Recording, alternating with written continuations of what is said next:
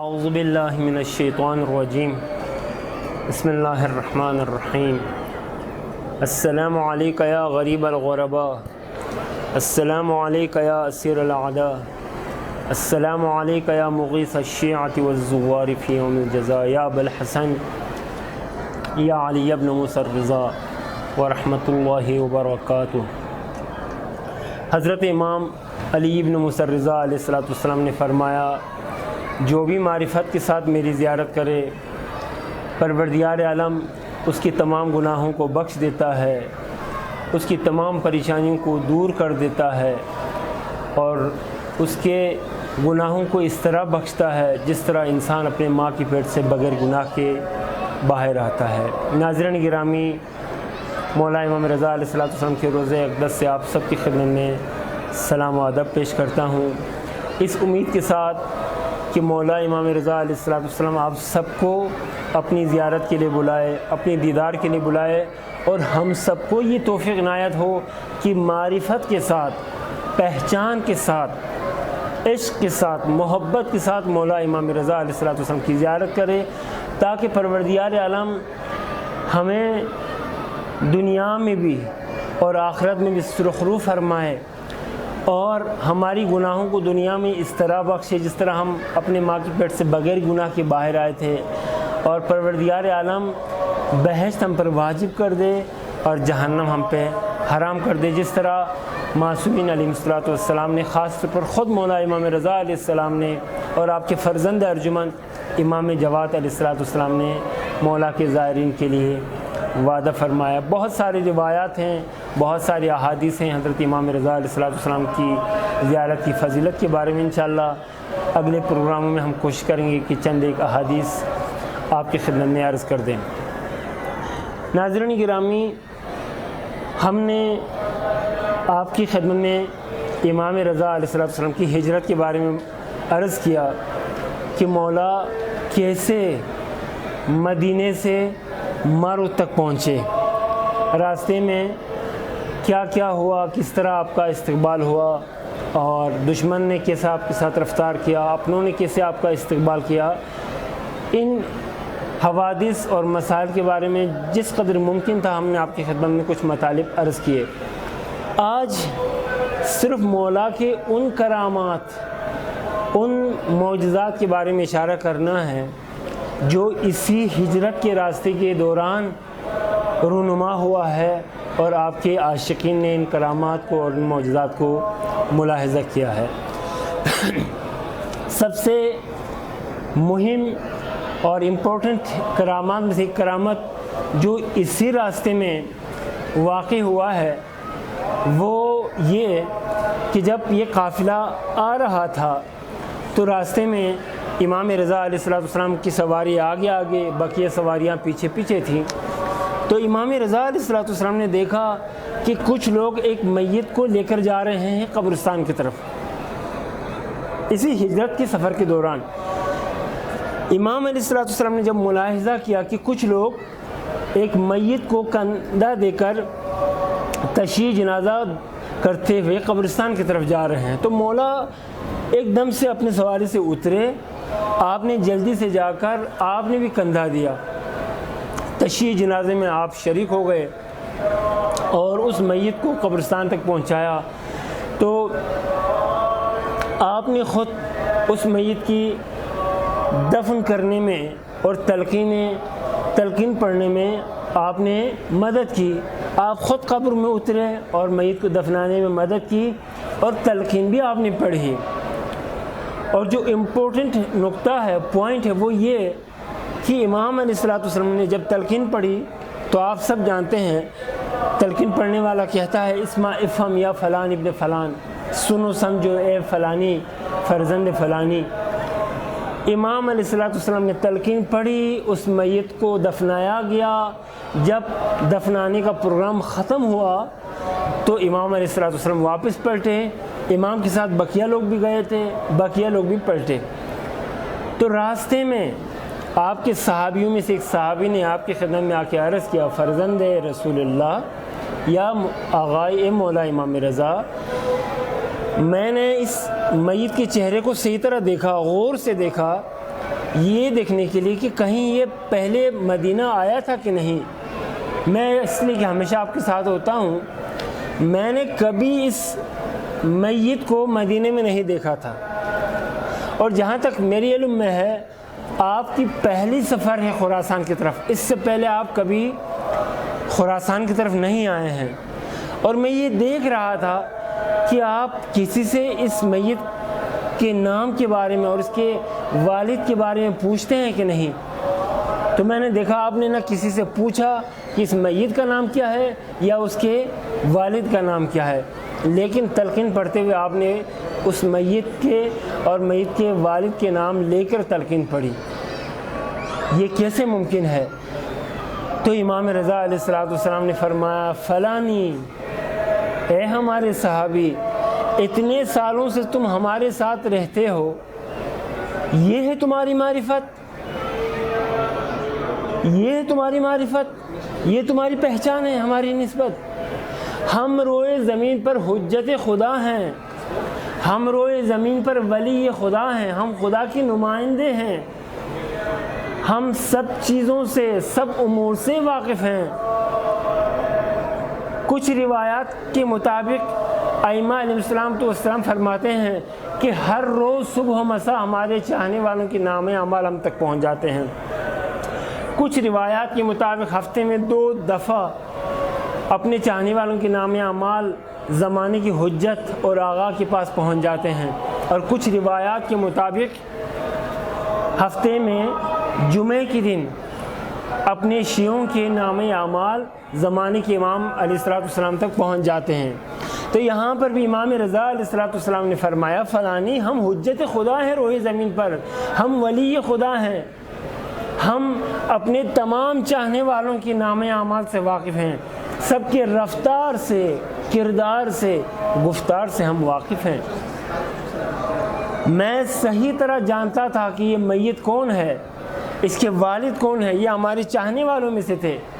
میں اس کے اعمال و کردار سے، نام اعمال سے بخوبی واقف تھا.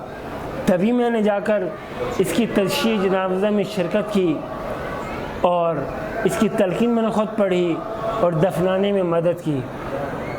دیکھیں عزیزان گرامی، یہ لمحے فکریہ ہیں کہ اگر ہمارے نام اعمال شستہ رفتہ ہوں، ہمارے نام اعمال ٹھیک ہوں، ہمارے اعمال کردار رفتار ٹھیک ہوں، اہل بیت اطہار کے مورد پسند ہوں، تو وہ ہمارے دنیاوی کاموں میں بھی ہماری مدد کرتے ہیں، ہماری اخروی کاموں میں بھی مدد کرتے ہیں، ہماری قبر میں بھی آتے ہیں، عالم قیامت میں بھی ہماری وہ مدد کرتے ہیں.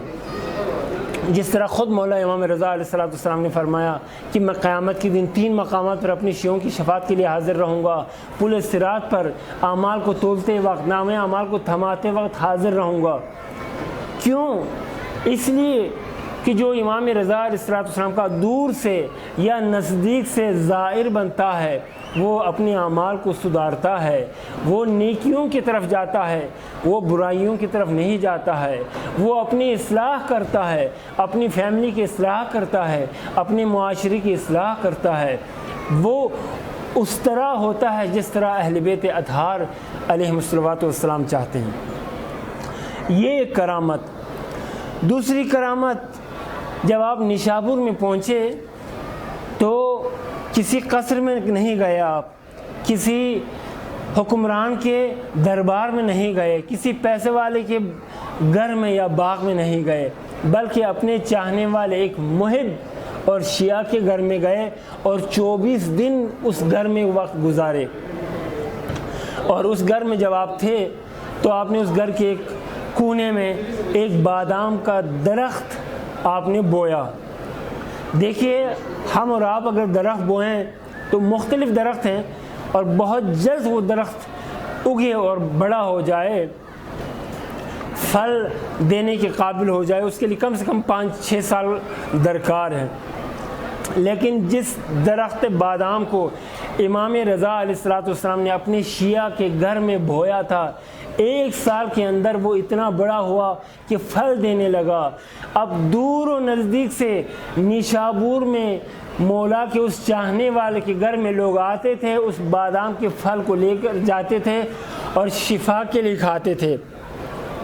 اور کرامت کی بات یہ ہے کہ لوگ شفا پاتے تھے، لوگ اس بادام کے پھل سے شفا یاب ہوتے تھے، شفا پاتے تھے۔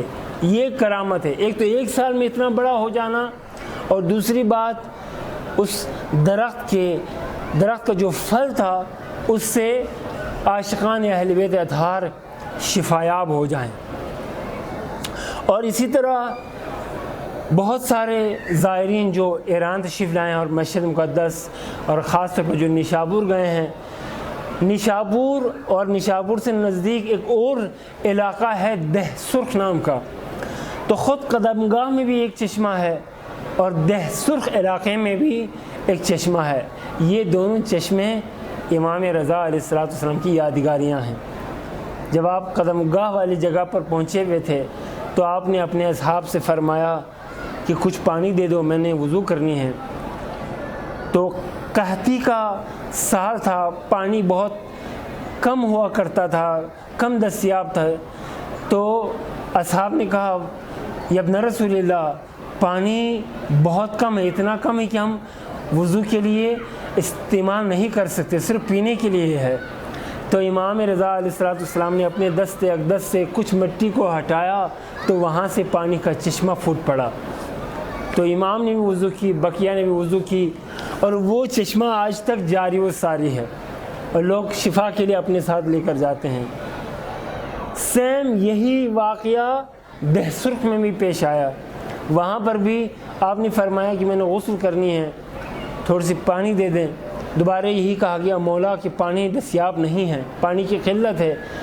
تو امام رضا علیہ السلام نے دوبارہ اپنے دستان مبارک سے کچھ مٹی کو ہٹایا تو وہاں پر بھی پانی کا چشمہ نکلا، اور آج بھی ادھر سے لوگ پانی لے کر جاتے ہیں شفا کے لیے، اور بڑا خوبصورت علاقہ ہے۔ کافی لوگ کافی اپنے زائرین وہاں پر زیارت کے لیے جاتے ہیں، گھومنے کے لیے جاتے ہیں اور اس پانی سے بھی استفادہ کرتے ہیں۔ اور ایک اور کرامت امام علیہ السلام نے جو دکھائی ہے اس راستے کے دوران، وہ یہی طوس ہے۔ طوس میں بھی چند دن رکے تھے یہ قافلہ، تو ادھر امام رضا علیہ السلام نے خواجہ ابا سلط کو آواز دی۔ ابا سلط مولا کے خادم بن کر آئے تھے نشابور سے، تو ابا سلط کو بلا کر آپ نے ایک جگہ پر جب پہنچا تو اپنے عصا مبارک سے ایک دائرہ کھینچا۔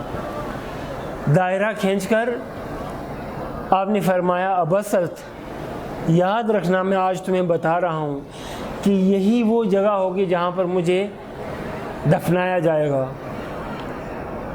تو ابا سلط نے کہا یا ابن رسول اللہ یہ کیسے ممکن ہے، یہ آپ کی اتنے عزت احترام کر رہے ہیں، آپ کی بڑی بڑی استقبال ہو رہے ہیں، کوئی خطرہ آپ کو لاحق نہیں ہے۔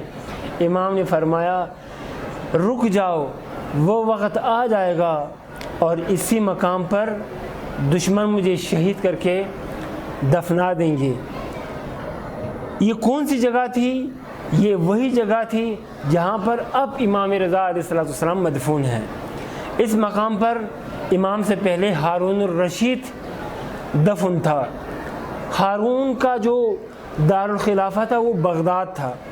بغداد سے وہ کچھ قیام جو یہاں پر خراسان میں مختلف حکمرانوں نے یا مختلف قبائلوں نے حکومت بغداد کے خلاف قیام کی تھی اور تلوار اٹھائی تھی، تو ان قیام کو، ان بغاوتوں کو دبانے کے لیے خود ہارون اٹھ کے آیا تھا، اور جب اس علاقے میں پہنچا تو یہاں پر وہ بیمار ہو کر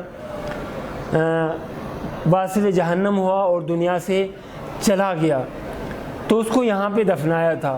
امام رضا علیہ السلام جانتے تھے کہ اسی مقام پر آپ کے لیے دشمن قبر کھودیں گے، یہیں پر دفنائیں گے، تو آپ نے ابا سلط کو بتایا کہ اسی جگہ پر دشمن مجھے شہید کر کے دفنا دیں گے۔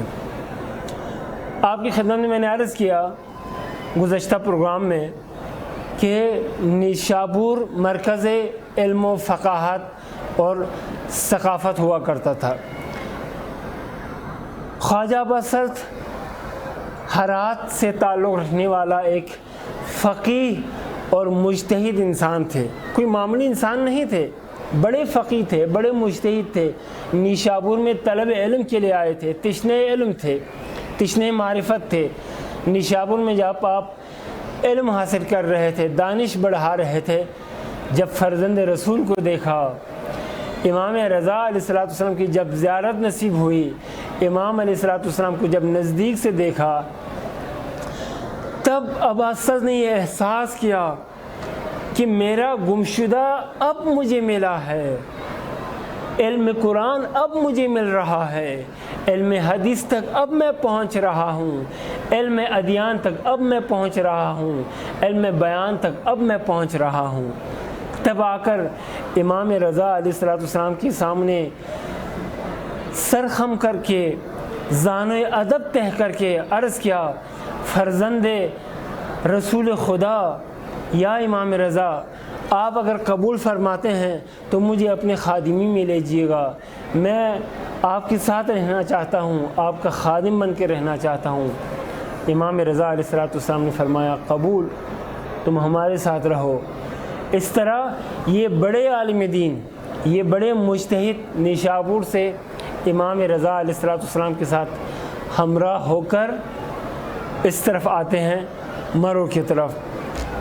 ناظرین گرامی، انشاءاللہ اگلے پروگرام میں ہم آپ کو بتائیں گے کہ مامون نے کس طرح امام رضا علیہ السلام کا استقبال کیا، اور کیوں مامون نے امام رضا علیہ السلام کی خدمت میں خلافت کا پیشکش دیا، اور جب امام علیہ السلام نے خلافت کو قبول نہیں کی تو ولی عہدی کا پیشکش دیا، اور جب امام علیہ السلام نے ولایت عہدی کو بھی قبول نہیں فرمایا تو مامون نے امام کو سختی کے ساتھ کہا کہ اگر آپ ولایت عہدی کو قبول نہیں کریں گے تو پھر میں کسی اور راستے کو اپناؤں گا۔ اس نے جب امام علیہ السلام کو شہادت کی دھمکی دی اور شہید کرنے کی جب المیہ دیا اور پیغام دیا تو امام رضا علیہ السلام نے ولایت عہدی قبول کی، اور آگے بہت سارے نکات ہیں، امام کے مناظرات ہیں، امام کی کرامات ہیں، اور امام علیہ السلام نے جو بارش کے لیے دعائیں کی، انشاءاللہ اگلے پروگرام میں ہم آپ کی خدمت میں بیان کریں گے۔ اس وقت بارگاہ الہی میں دعا کریں گے کہ پروردگار عالم آپ کی اور ہماری توفیقات خیر میں اضافہ فرمائیں۔ پروردگار عالم ہمیں اس طرح زندگی گزارنے کی توفیق عنایت فرمائے جس طرح تو چاہتا ہے اور اہل بیت اطہار چاہتے ہیں۔ پروردگارا ہمیں ان گناہوں سے اور ان کاموں سے بچ کر رہنے کی توفیق عنایت فرمائیں جن سے تو ناراض ہوتا ہے اور اہل بیت اطہار علیہ السلام ناراض ہوتے ہیں۔ پروردگارا ہمارے زمانے کے آغا و مولا امام زمانہ علیہ السلام کے ظہور میں تاجیل فرما، ہم سب کو ان کے اعوان و انصار میں سے قرار دے۔ اپنی دعاؤں میں یاد رکھیے گا، ہم بھی آپ کو اپنی زیارتوں میں دعاؤں میں یاد رکھیں گے۔ التماس دعا یا علی مدد، خدا حافظ۔